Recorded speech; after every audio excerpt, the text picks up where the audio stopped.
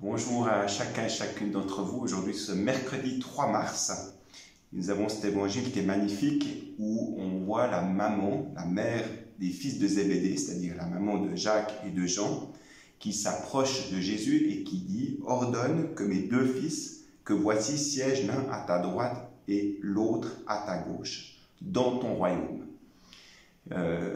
C'est osé, en même temps je trouve ça magnifique.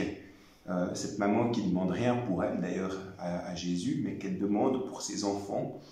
Son plus grand désir, c'est que ses enfants puissent siéger à la droite et à la gauche de Jésus dans le royaume. Je trouve ça magnifique. Et puis, juste après, on a les disciples, les autres disciples, qui entendent cette demande et qui sont jaloux, peut-être même fâchés de cette demande, parce qu'eux aussi souhaitent peut-être être à la droite et à la gauche du Seigneur.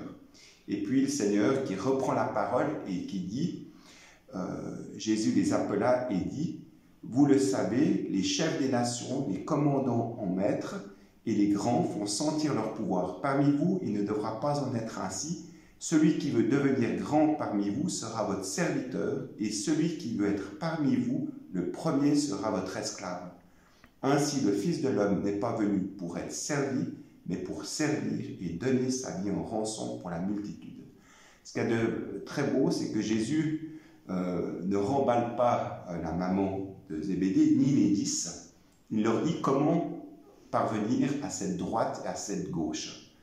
Et il dit, eh bien, c'est en vous donnant et en vous faisant tout petit, comme moi je l'ai fait pour vous.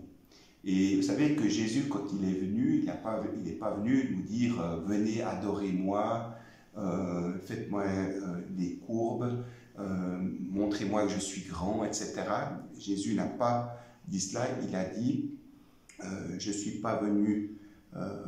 venu pas pour être adoré quelque part, mais pour servir. » Et c'est justement pour ça qu'on est appelé à adorer, justement.